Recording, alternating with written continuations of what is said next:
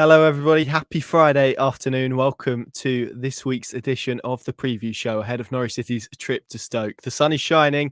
Domestic football is back after an international period, and we're hoping Norwich City can pick up where they left off with that, of course, pretty dominating and brilliant win against Hull. I'm your host, Connor Southwell. I'm hopefully joined by Sam Seaman, who I think is having a few connection issues, hence a little bit of a later start than usual. But over the next half an hour or so, we're going to be discussing all of the big Norwich City topics, from Jack Wilshire, from the accounts that dropped today, from obviously the Canaries Championship derby, injury news. We'll have it all covered for you in this show. We, of course, want your comments and questions as well. You can get them in whether you're watching on YouTube, Facebook, or on X.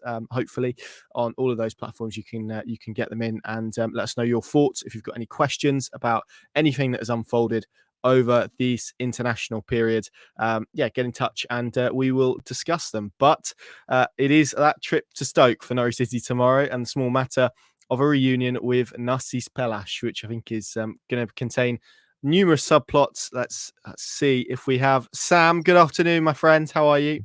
Afternoon, yeah, not bad. Hopefully the Wi-Fi is going to hold up now. I didn't think we'd run into errors literally upon the broadcast starting, but hopefully we're all right now.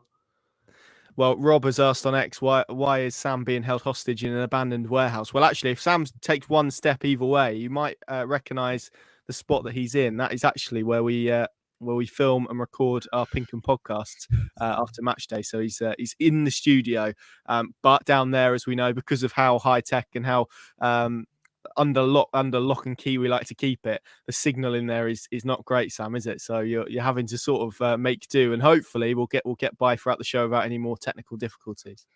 Yeah, I'm a little bit worried, to be honest. There might be, if someone sees me just disappear off screen at some point in the middle of the preview show, I've probably gone upstairs to try and find a meeting room that I can steal for the rest of the preview show. But right now I'm hoping that I'm coming across not too bad.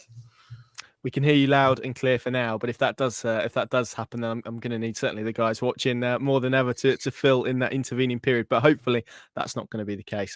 Sam, I guess let's start with the return of domestic football, and Norwich City obviously back in action. I think probably since the full-time whistle at Hull, I think everyone has probably been eager and willing to watch this Norwich City team under Johannes Hoftorp in action again, which is a nice place to be in after what maybe the previous few seasons have been like. What's the break been like for you overall? I think I was pretty well documented on the last podcast. It's not my favourite period of the year. We've got another one next month as well. How have you spent it, and how have you used it, enjoyed it, / really disliked it? It's been better than I expected, to be fair. I think the last one hit quite hard because it was the first one in a while. It's the first one in about 6 months or something like that. Without, where we had to go a full week without Norwich City action when the football was on and when we were instant. But after getting that one out of the way, this one, I think I coped with it a little bit better, used it as maybe more of a break and tried to embrace that side of it rather than missing my football fix. And also we had quite a lot going on from a perspective in terms of some of the news that I'm sure we're going to come on to later in the show, but also some of the stuff that we had planned before in terms of our chats with various interesting people in the world of Norwich City. So it actually went quite a lot faster, I thought, than some of the international breaks we've had previously. But I'm still very much looking forward to getting back on the road and watching club football again this weekend, watching Norwich City at Stoke. And yeah, I think it should be a fairly interesting one. How about you? Did you cope fairly well with the break? Yeah, I'll be honest, I've watched absolutely none of the international football that was played. Actually, no, I tell a lie. I did the other night, but this was for work purposes, to be fair. On the screen that I've got in front of me now, I had the Scotland game on one half and the England under-21 game on the other half, which, of course, Callum Doyle scored in. So So I did watch some international football, but that is the extent of my football fix over the last couple of weeks. But Sam's right. We have produced plenty of content over this break. What it does allow us to do, and you try and look at these things, a little bit of an opportunity.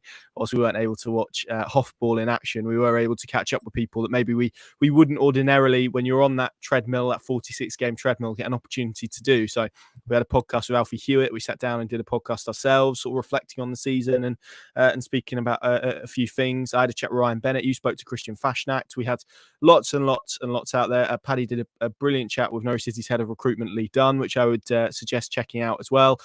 So there's hopefully been plenty there to keep you guys ticking over and to itch that scratch of no Norwich City in your lives. But it's nice when you get to this stage and you've got a game to look forward to. So let's do that first, Sam. Let's start, I guess, probably the only place we can start, which is the injury bulletin that Johannes Hoff-Torp delivered yesterday.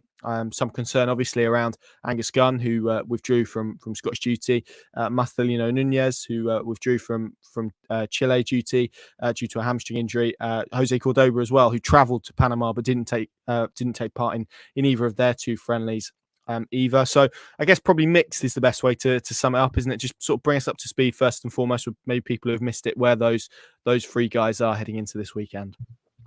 Yeah, so Angus Gunn is the worst news out of the three. It appears he will definitely miss the trip to Stoke tomorrow. Sounds like ordinarily it would be another couple of weeks with the side strain that he sustained in that 4-0 win over Hull the last time Norwich played, of course.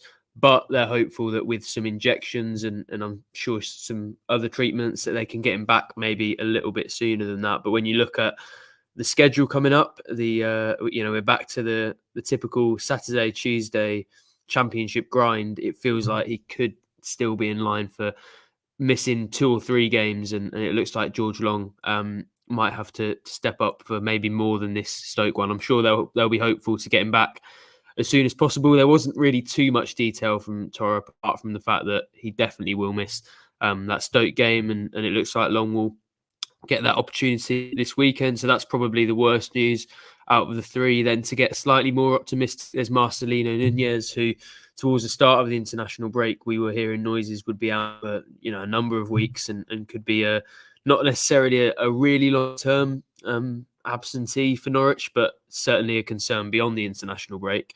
But it sounds like there's been some improvement in the last few days and weeks, and like things have gone in the right direction for them. And sounds like it will be a late call on him. I thought Torp was actually fairly optimistic about that at his pre-match press conference, but he also outlined the fact that Nunez hasn't trained for 10 or 11 days during the international break. And in terms of match sharpness, or obviously nobody has played a club match in that time period, but in terms of sharpness on the training pitch and in a footballing environment, he maybe isn't at the same level that others are. So that's probably a late decision for him to make and for them to make. And then to Jose Cordoba, who is probably the most optimistic of the three, at least in the short term. Sounds like there might be a little bit of an issue to deal with maybe over the mid to long term in terms of that knee. It sounds like it will require some management from week to week. But in terms of the Stoke game, sounds like he will be ready and available and probably will start that one. So, I think overall, it's, a mixed bulletin.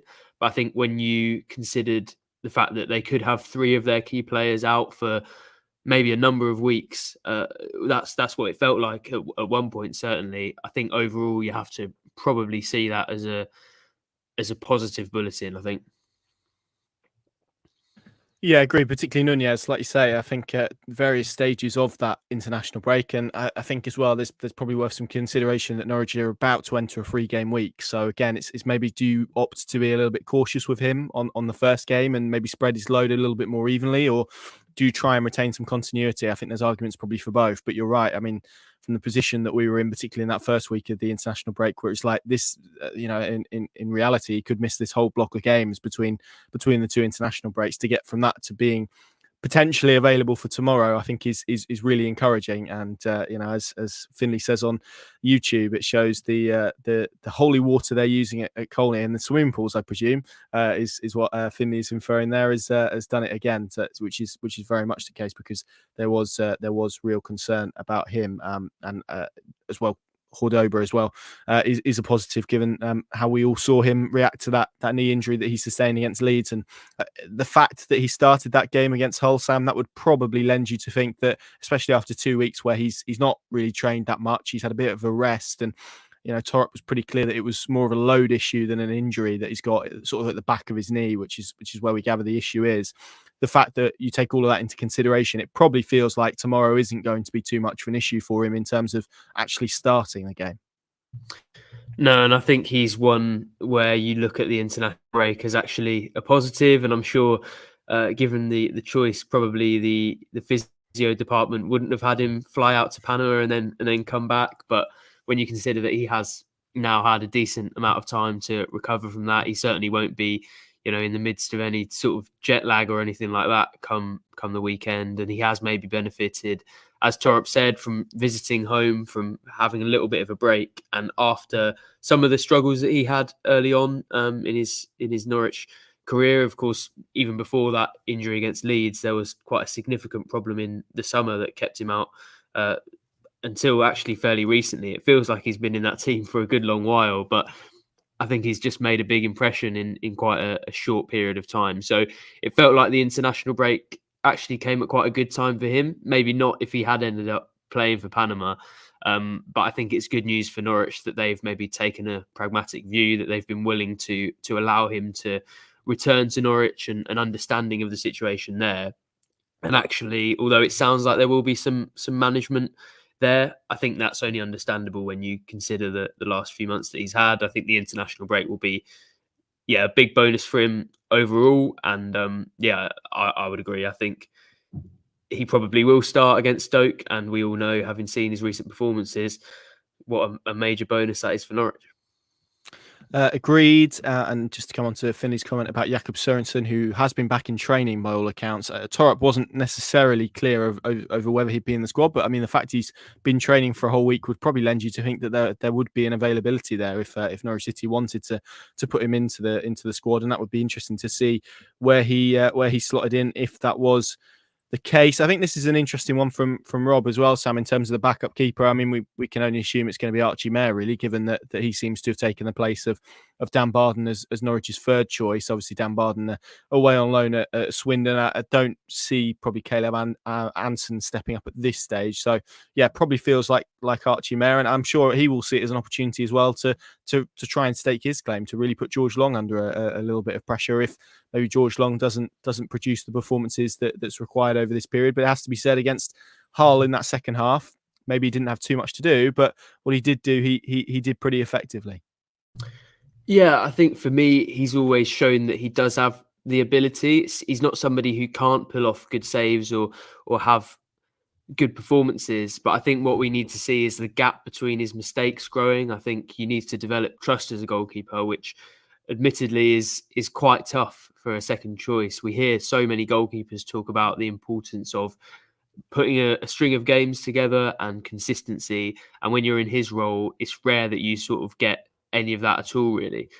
So for him, I think it's difficult, but ultimately I think the task is to minimize those mistakes and show the strengths that he has shown in a Norwich shirt before. He is a decent shot stopper, and I remember a 2-1 loss to Fulham in the Carabao Cup last season, where actually he was pulling off a series of really, really impressive saves. I think he's shown at times that is in his locker. Maybe where there would be more of a concern for me would be the possession stuff, and I know Torop and Ben Napper have actually both spoken specifically around that contract as well, about the fact that they feel he's getting closer to the style of play that they want, and that he's improving in those sorts of aspects. But I would say, based on the evidence of what we saw against Hull, yes, there weren't any major errors, but he still felt like somebody who was a bit more jittery when he's under that opposition press. Like, he will go longer quicker than maybe an Angus Gold, and that's where I think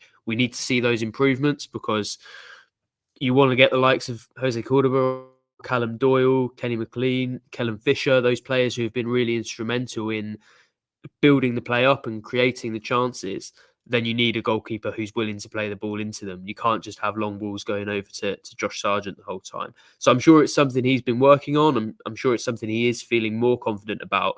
But I think we need to continue to see more strides in that area from him if he's to replace Angus Gunn effectively. But yeah, you mentioned Archie Mayer. It'll be interesting to see who it is, because I also thought it was noteworthy that Caleb Anson didn't play for the under-21s yesterday. He was sat in the stands. But I think it probably will be Mayer, as you said. And it's easy for us to underestimate how big an occasion it is for him, because to a lot of fans, it's just a second goalkeeper. It's somebody who probably won't have any impact on the game at all. But he's somebody who's been sat behind the scenes waiting for a long while now, going out on loan, trying to prove himself. And he's now in that matchday squad, tangibly could have a chance to come on if there is another injury for Norwich. And I think for him, it's a big occasion, and it probably is good that they're able to get him in the matchday squad, and that they're able to show him that actually it isn't too far away, that as a third choice, it might feel like you're a million miles away from playing a first team role, but actually a couple of things change and you're not too far away at all. So I think for him, it will be a real positive. There is definitely a real depth in that goalkeeping department, especially with the young players, and to give them a sight of the first team every now and then, I think is quite a major positive for Norwich, even if for most people it won't have any impact and it's not something that they'll pay attention to. For him on a personal level, I think it's important.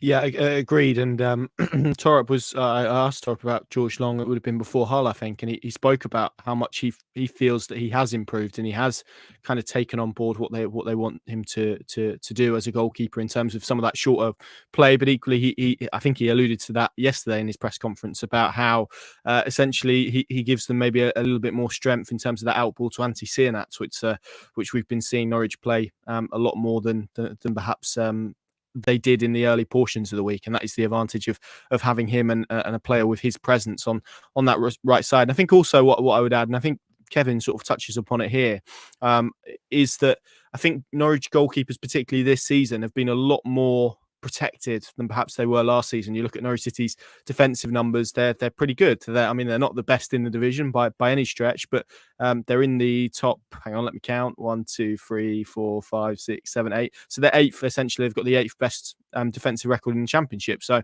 that would show that maybe there's not the same pressure and vulnerability that goalkeepers run, and that works for Angus Gunn as well, than perhaps was the case last season, where Norwich were in a lot of games. I think about even games during that positive run where they played Coventry, and there was big moments where Angus Gunn had to produce really significant saves to get them through that, and it was much about how good these goalkeepers were at their shot stopping. That doesn't feel like it's necessarily as much of the case, at least up to this point of the campaign. So maybe that probably hopefully allows this maybe to be less impactful than it would do. And I think we've hold a pretty similar, if not the same, view on George Long, really, which was there were a few eyebrows raised when that contract was announced.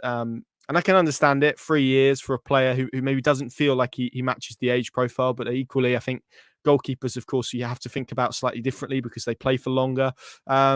But I think we're in agreement, Sam, that we feel as a second choice for where Norwich City are right now. He's absolutely. I mean, I think he's absolutely fine. I don't really see the complaints that perhaps many have. I don't really get them. I can understand the logic behind why Norwich offered him a new deal.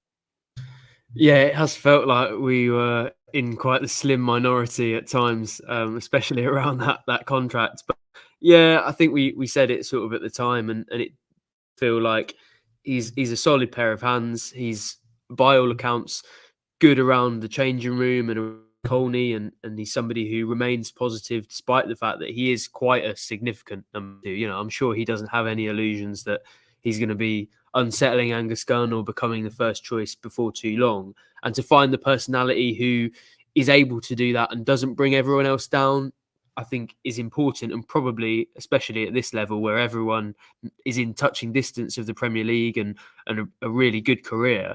I think finding somebody with that mentality is quite hard, and they've got someone there who does the job, who importantly helps them with their homegrown quota, which is increasingly becoming a consideration when they're looking at the cheaper markets abroad. And I think for a number of reasons, really, it's just a harmless extension. Ultimately, you can't get a very good goalkeeper, to be honest, as in choice in the Championship, or a high level goalkeeper in the Championship, unless you're in Cruel Angus Gunn situation, where, to be honest, one of them at all times was fairly unhappy, and both of them were getting paid pretty well to be there as well. So, yeah, for me, as a Championship club, there's absolutely no harm in extending George Long's deal. He's now got the opportunity to go and prove himself. But I think once Gunn is back from injury, he'll fall back into that second choice role with grace, and you wouldn't get that from everyone, to be honest. So yeah, I think the contract extension made sense to me. Now prove why that was worthwhile for the club, and I think he'll back himself to do that. And you can sense from the way that Torup talks and the way that people talk behind the scenes that there is a genuine trust that there isn't going to be that much of a massive drop off. Of course, when you go and speak to the media before the game, you aren't going to be saying that you're worried about one of your players stepping in. But I sense from the way that they talk that they do genuinely have trust in Long, and they do feel that he's somebody who they can rely on not to make huge mistakes and not to put them in a difficult situation. So, yeah, I think this is what a second goalkeeper is for. I think Long fits the brief in a number of ways. And although it's not a super exciting contract extension, yeah, I'd agree with you. And my thoughts haven't really changed on that. That, yeah, it makes sense. It is interesting that it's been tested this quickly. I think straight after the contract, I did think, are we going to end up on the Norwich City Unfortunate Events Twitter account or whatever if he drops a clanger here? But I think that being the way it's worked out could actually work in Jong's favour. And yeah, as I said, I think it makes sense to me.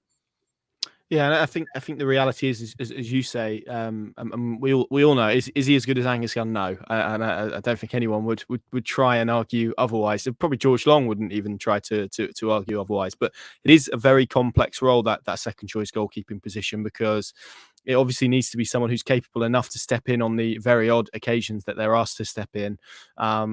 But equally, it needs to be someone with the right attitude. And Norwich have had second choice goalkeepers, and had them quite recently, by the way, who haven't taken to that role as well as they should have done. And equally, I think we all saw maybe how slightly problematic it became when Norwich had Gunn and Cruel in the building, and expensive as well, to have both of those players with the quality that they both have, and to have two number ones. I don't think it helps the team either. You need, certainly in that position, someone who is very settled and very comfortable and can gain real momentum, I think. And obviously Gunn has shown that should be him over the last couple of years. So if it is a 3-game run, then yeah, hopefully George Long goes well. Hopefully he's a lot more protected than he was last season, and hopefully he can put in the type of performance that we hope on the ball as much as when it comes to goalkeeping. But you're right, in those cup games, I remember a really good save away at Bristol Rovers in that absolutely Baltic FA Cup replay from Chris Martin, which I don't think he had any right to save, and he still managed to produce that stop. So he does have it within him. It's just about, like you say, hopefully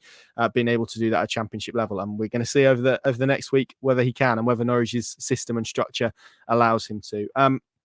Let's move away from the game then, Sam, because I'm sure we'll come on to Narcis Palash and all of the other relevant subplots which are going to be popping up over this weekend. Let's move to, well, it's up to you. Where do you want to go? I guess we should probably go Jack Wilshire, right? Let's start there. Give the people what they want. Yeah, let's give the people what they want, indeed. Actually, I'll just come on to a couple of comments about Gunn's contract. Last time we checked on that, there's been nothing in the way of any talks, but obviously we'll keep you posted if we hear anything otherwise. Yes, Jack Wilshire, let's go there then. Obviously, we spoke to Yohannes Torup yesterday, and Paddy asked him about the coaching situation. Obviously, Norwich is still looking for Narcis Palach's successor. A month on from when he departed. It's been, I think, a process that's been aided somewhat by the fact that Joe Schulberg, Declan Rudd as well have stepped in from the academy and just given them a little bit of time to really assess their options. They've been narrowing a shortlist. He said yesterday he was pretty close to an appointment, and then obviously we could break the news last night that Jack Wilshire from Arsenal, current Arsenal under-18s boss, is, and of course pretty phenomenal footballer when he played as well, is on course to step into that role. Talks ongoing. I'm not expecting compensation to be a major issue from this point onwards, and I think we're probably looking at the start of next week. Definitely not going to be in time for him to be on the bench or at the game tomorrow, but probably start of next week. So we could be looking at Preston potentially for the moment that he either steps in or attends a game. But I think, Sam, on the surface of it, just purely a name like that, before we maybe get into his qualities as a coach, it's I think if you're a supporter looking at Jack Wilshire and Norwich City, feels incredibly exciting, doesn't it, to be able to and probably speaks volumes about where Norwich City are at this moment in time, to be able to attract Arsenal's under-18 boss to come and join their coaching team. Yeah, I think it's probably the biggest possible name that you could go out and get as your first team coach as Norwich City at the moment. And it was one where, when you first told me that you heard a whisper that it might be happening, I thought, how did I not think of that? How did that name not come up? Because it was only a few months ago that a lot of Norwich fans actually wanted Jack Wilshire as the head coach. And I think to be able to attract someone who not only is an under-18s boss at Arsenal, but by all accounts has been impressing there, has been praised by Mikel Arteta, is quite well liked behind the scenes, and I think rated quite highly sort of within the game. And for Norwich to go out and get someone there as their first team coach, I think is really, really encouraging. It speaks probably to the sort of project that they're building at Norwich. And as much as, you look at players and those examples of Gabriel Sara, of Jonathan Rowe, of developing people and then moving them on to bigger jobs elsewhere, I'm sure that's something I want to go and do with coaches. You look at the appointments they've made. Nick Stanley is 34. Of course, Torup is only 35 himself. Jack Wilshire coming in at 32 for a coaching setup. Of course, they've got a bit of experience in there as well. But for a coaching setup, that is really, really young. And I think Wilshire has probably come thinking this is a club that's doing things the right way, that I'm sure he feels he can attach his name to a little bit of success while learning a lot of things on the job as well.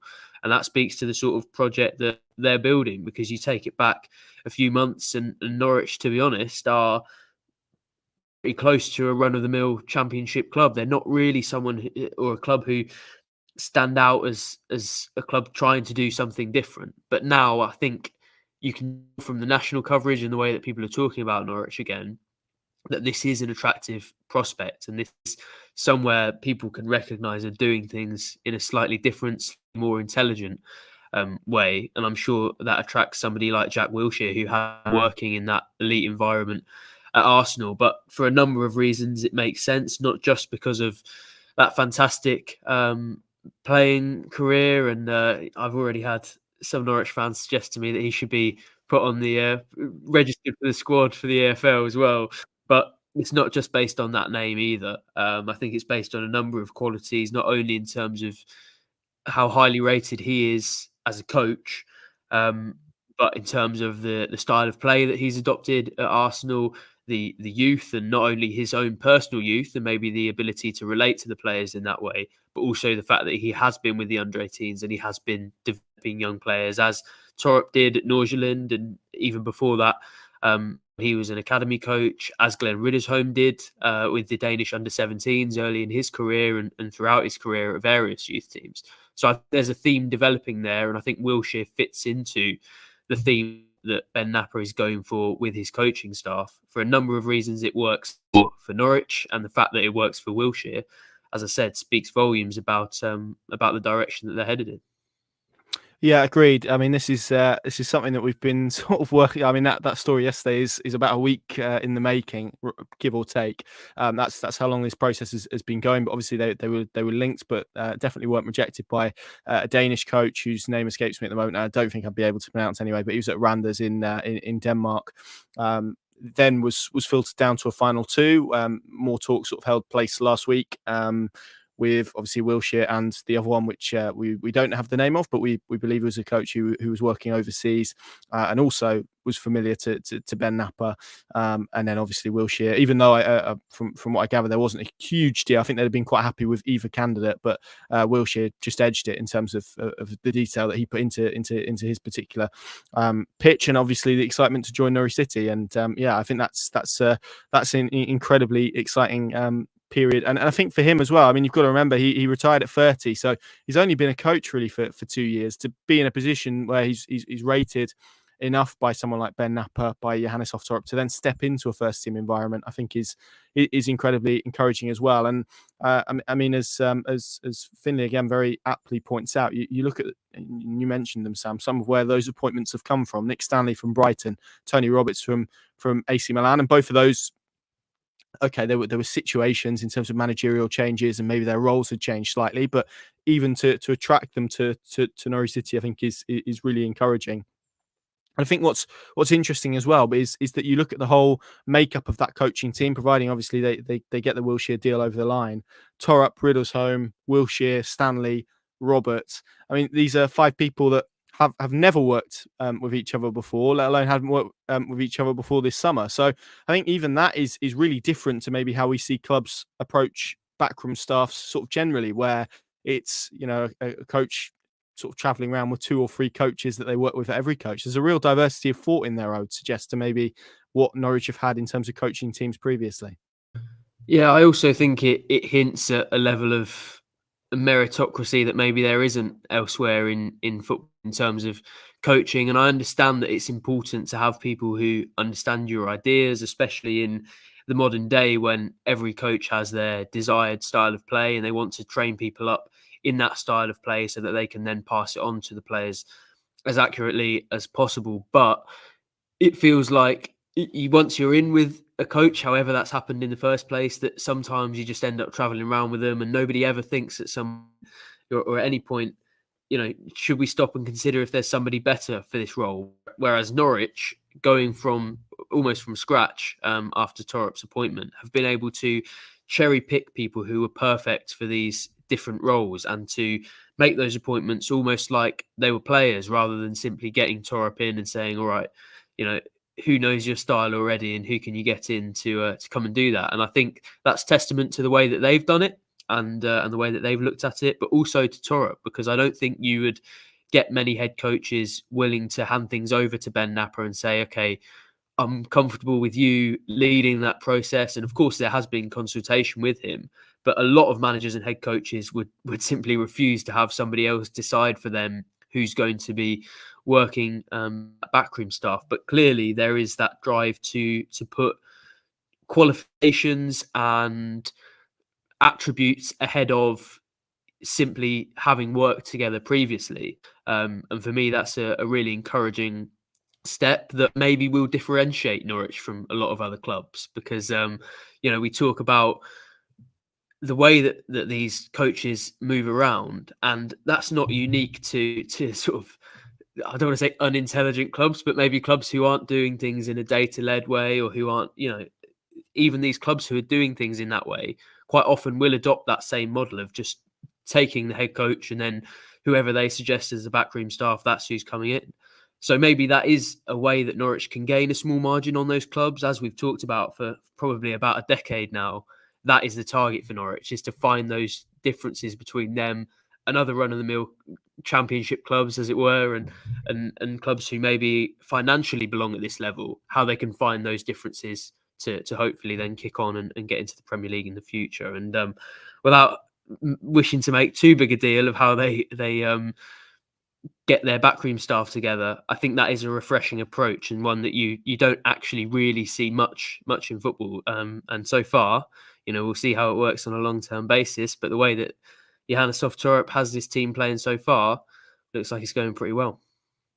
Yeah, it does indeed. And I think from, you know, I look at it from Wilshire's perspective as well. You know, former player, played for England, played at the very highest echelons of the game, even maybe if the career didn't go as probably all of us expected when he emerged as that 16-year-old at Arsenal. But then you go back to Arsenal as a coach, there's a degree of comfort there. There's probably, you know, if you're him, you could quite easily ride the coattails of that at the club that you love, but equally has a lot of love and respect for you and a fan base that does. And you can stay there and you can become very comfortable, and maybe the development doesn't happen in a way. So I think what has impressed me is perhaps his willingness to step out of that, to step into a new environment, which there's no guarantees for him in terms of where it goes from here. And look, I'm sure one day he would love to be a manager. And who knows where that will be or how that will end up. But and I think this is another point on that as well from Norwich's side. We speak about, and you mentioned the ages earlier, we speak about sort of playing assets, but I think maybe where Norwich haven't maybe done it as well in recent years, and maybe it's particularly pertinent given who they're facing this weekend and the subplots around there, is maybe develop coaching assets which are attractive not just to themselves but to other clubs, because that's a real source of income as well. If you can get one right, if there's compensation to be demanded there, then that's another way of doing it. And we probably haven't seen that development of coaches in the same way we have with some of their academy talent. So I think that's a really interesting point to this. And look, they've still got to get it over the line, and I'm sure hopefully that will take place at the start of next week. But it's going to be really interesting to see how he fits in and the sort of role he plays. Obviously, he had a very brief spell in Denmark right at the very end of his playing career. So who knows, maybe there's some common ground with Torup there. But I think it's interesting as well. Torup had Michael Essien on his backroom staff at Nordsjælland. So I don't know what it is about him and sort of legendary Premier League midfielders, but there's a nice little relationship blossoming there.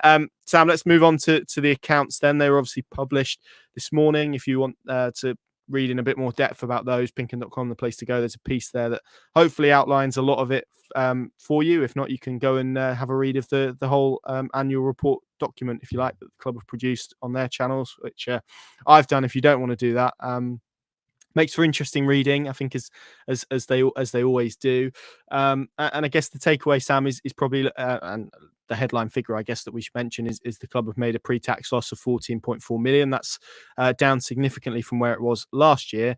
But equally, if you look at a lot of where their debt is at the moment, it's to Mark Attanasio and his Norfolk Holdings Group. And ultimately, if we're being honest, that isn't debt that we're expecting to be repaid at any point. So it's internalized debt. It's one that they can refinance in different technical ways that we could really get into. But it's a set of accounts that really display his importance and his funding and his group's importance to the way that Norwich City operate as a football club in the here and now, but also where they want to get to in the future as well. Yeah, I think it's a set of accounts that probably highlights both the problem that Norwich are facing and the solution, as you mentioned, in Mark Attanasio. And to be honest, you feel for them a little bit, because every year they're having to produce these numbers of, making a loss and it not looking great. But ultimately, as a championship club without power payments, it's not really a particularly sustainable industry. And it is very, very difficult to keep up with what the fans want, with what I'm sure all the staff want. And that is to be competitive on the football pitch on a really regular basis and as much as possible. It's so hard to do that as a championship club without parachute payments. If you want to be able to pay the sorts of wages that those players command and to do the sort of work on infrastructure and fan experience and all of those sorts of things that this football club wants to do, it's really hard just to keep your head above water. And that's purely financially as a business. Then you layer on the sort of profit and sustainability rules and the requirements that they have to the EFL and things like that, of course, to the Premier League when they're up there as well. And it did feel like it was getting to the stage where they needed a bit of help. I think everyone knew that before the Attanasios got involved. Ever since they have, I think you've seen the impact that they've had. It feels like it's been bubbling under the surface a little bit, but this summer for me was when it was really highlighted how big Attanasio's involvement has been. I think it was underlined as well in a letter to shareholders about that EGM, the amount of money that he's been put into the club. And it feels like, although he isn't going to just be dumping money into the club and giving Ben Napper 60 million and saying go and buy whoever you want, he is, as a businessman, very open to proposals. And if Napper turns around and says to him, look, we might need 5 million more than expected, but we feel we can get 25 million back off this player, they now have somebody who is actually able to do that. I might not do that in every scenario, but if he feels it's the right thing to do, then he will do it. Whereas with Delia Smith and Michael Wynne-Jones in control, of course, we all know about the intentions that they had and the love that they had for that football club.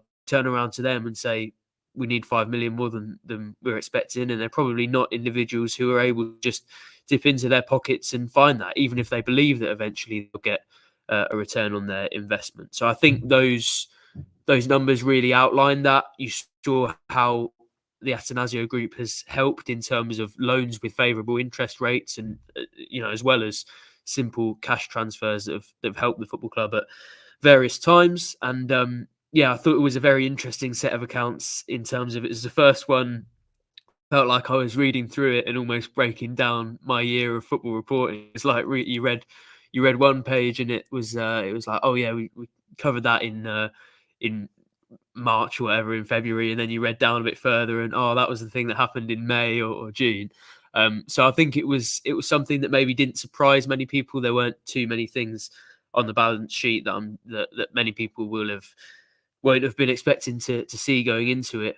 But yeah, as you said, I think the main takeaway for anyone who does read that is that Atanasio's involvement is a necessary one for a club in the situation that Norwich find themselves in, and also a very helpful one that they've found so far. Yeah, and as I said, it's not going to be one that we're going to majorly dissect on here, because I recognise it can be quite dry maybe to some people. But if you do want to go and read it with all the context, all the key figures and whatnot, then pinker.com, the place to go. And there is a piece for you there to do just that. Right then, Sam, let's look ahead to tomorrow, that trip to Stoke. We're going to find out if Norwich can do it on I don't know what the weather's going to be like tomorrow, but we'll insert whatever the weather's going to be here Saturday afternoon in Stoke. It's a 3:00 kickoff. They feel like a rarity now, Saturday 3:00ers, unless I've missed it and it's midday or something, but I don't think that is the case.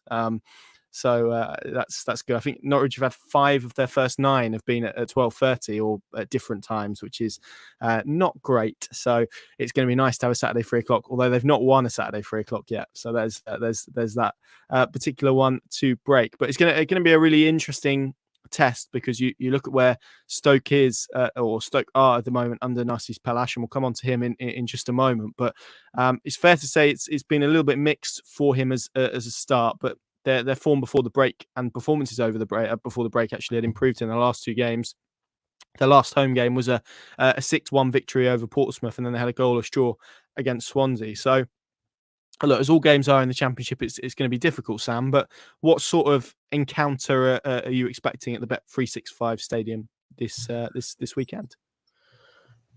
Well, I think if you took the ideals of both head coaches, then it would be one where both teams were desperate for possession, where there was a lot of high pressing, a lot of attacking.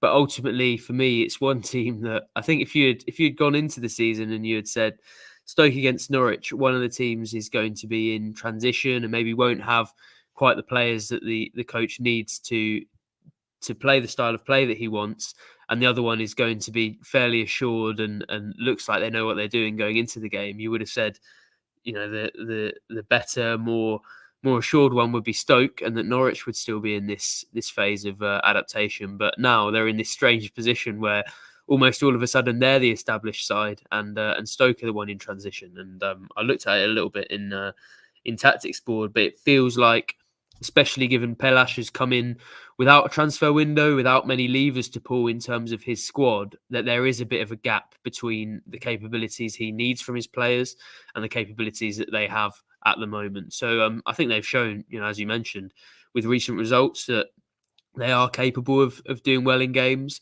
But right now it feels like they aren't quite able to perform exactly the style of play that Pelash wants. And I think Norwich will actually hope that they expose themselves a little bit, because if you try and go high pressing and you play with Ben Gibson and Ben Wilmot as your centre backs on the halfway line, then there's exactly the setup that Norwich want. You have a press that maybe isn't quite ready to close down Norwich with the speed that they pass the ball around in their own half. Then you have plenty of space in behind defenders who maybe don't have much athletic ability for those players to go and exploit, as Norwich love to. So I think tactically Norwich will probably back themselves, but Stoke do still have individual quality, as they've shown multiple times this season. They have got, in my opinion, a pretty good coach in Narcis Pelash. but he is still definitely working on a lot of different things. Stoke are in a bit of a difficult moment despite their recent form.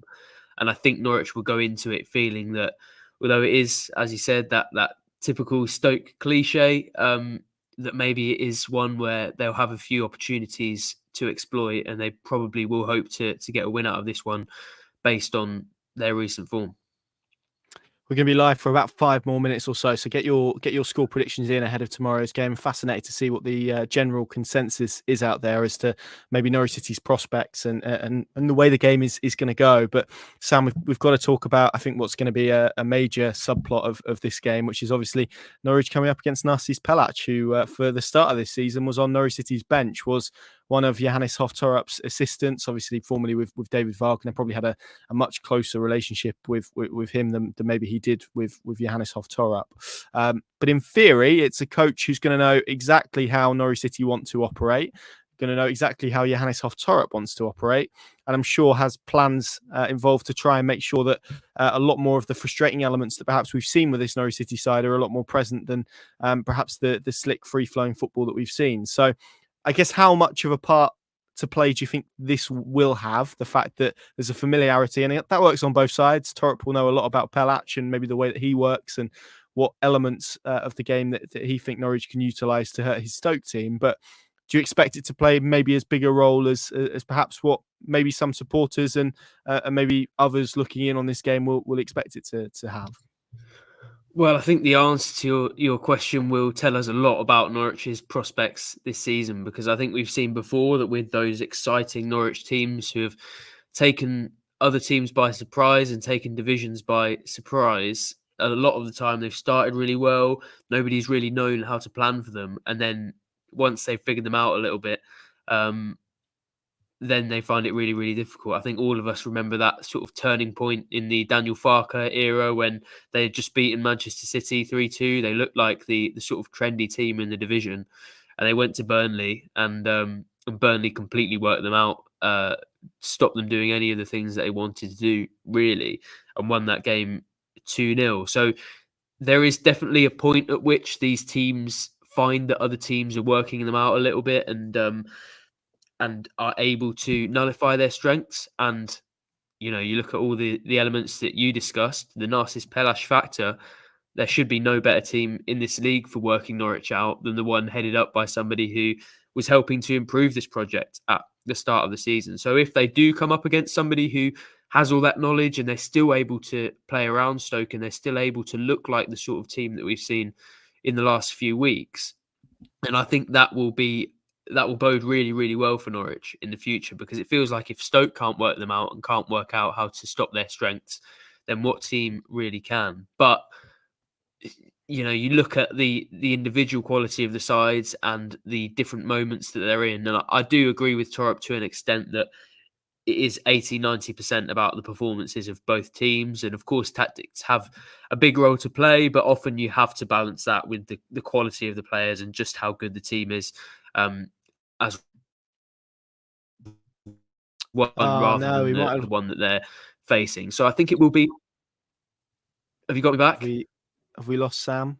I think we may well Yeah, have lost Sam there. But there we go. That's apt, because I think we were pretty much coming to the end anyway. I was just going to ask for his score prediction, which who knows? Maybe he can come back before we finish to add. But yeah, I think he's right. It's going to be a really interesting contest. It's going to be really interesting to see how Norwich City deal with all of those elements and to see if they can do it. And yeah, we've ran through a few of your predictions on the screen. Jimbo as well has gone for a 3-1 win from a Norwich fan in Holland. So thank you very much for watching. Sam, it was right at the beginning and right at the end we lost you. We think we've got you back. So let's not stress the line any further. Just give us your score prediction and how you see the game going. Yeah, hopefully. I'm seeing myself move around on the screen. It does feel like a very nervy end, but it's definitely creating the suspense around my score prediction. I'm gonna go 3-1 Norwich. I feel that for the reasons I know. To be fair, looking at some of these predictions, well, some of the earlier predictions, I was a bit worried, but I see the last two in the comments have actually gone for 3-1. But I just think Norwich are at the moment, given the situation that Stoke find themselves in, a better team. the more we talk about the Pelesh factor, the more I worry for them. But I'm going to go for optimism today. I'm going to say that Norwich look like the better team, and I think they will react better to the international break, having had that experience of Swansea and maybe not doing so well after that last one. So I'm going to go for 3-1. I'm going to go for optimism. I think my score prediction record so far this season is terrible. So that's probably not great news for Norwich. But yeah, I think 3-1 to the away side. What about you, Connor? Yeah, I'm going to go for a goal fewer, but I'm going to go 2-1 to Norwich. I think in this one, I think, like you say, I think Stoke will work them hard, make them sweat, but I think they'll probably just have a bit too much quality in the end, all told, to get themselves over the line and hopefully continue that excellent run of form that we've seen pre-international break. So there we go. We will, of course, be making the trip up to Stoke tomorrow. Pinkun.com is the place to go for all of that content, analysis, reaction to that game.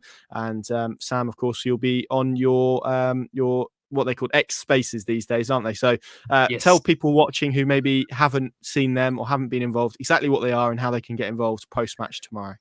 Yeah, so the idea is to sort of allow fans to have their say in a bit more of a longer format. Of course, we've been doing our sort of instant post-match fan reaction for a while, but that tends to be a snapshot of some of the emotion coming out of the stadium. So sort of 15, 20 minutes after the final whistle, we like to have our spaces where you can come up and have your say, and the floor will be yours for a few minutes, and we can sort of debate those issues in a more in a longer format, so that it's not all emotional reaction to the result. So yeah, of course, if anyone would like to come on to that, we'd love to have you on. You can go over to just @Pinkun on X, and when that spaces crops up, it should be, as I said, sort of between 20 minutes, half an hour after the final whistle. Then if you just join that, I think it's fairly easy to request to be a speaker. And I don't think we've ever had it where people have requested and we've not been able to fit them in the time. So yeah, if you fancy it, we'd love to have you on. And it would be great to have a little bit of a debate. But yeah, thank you for giving me the space to plug that, Connor. That was well thought out. Yeah, we don't sometimes we don't just pull things together. Sometimes we do. Most often than not, we do, but not always. But of course, there is plenty more other content as well to get you through the game. We've got the press conference. Sam's done a tactics board. We've got Terrace Talk all up there as normal. So yeah, keep an eye out for an interview with a former Norwich, very popular, former Norwich player who also had a spell at Stoke as well to come at some point soon in the next 24 hours or so. And yeah, we'll have plenty of stuff to see you through. Safe trip to all of those travelling up there. I hope you get rewarded with another excellent performance, another brilliant afternoon of Hofball, and ultimately 3 points. Thank you very much for watching and enjoy the rest of your Friday.